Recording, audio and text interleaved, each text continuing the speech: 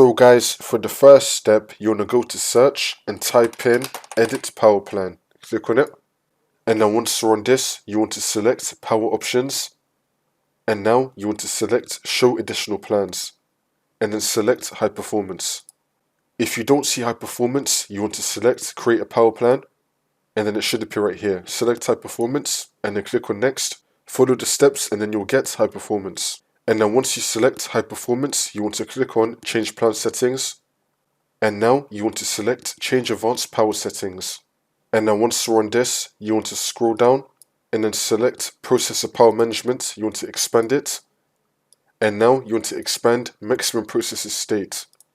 Make sure that you have this on 100% and then click on OK.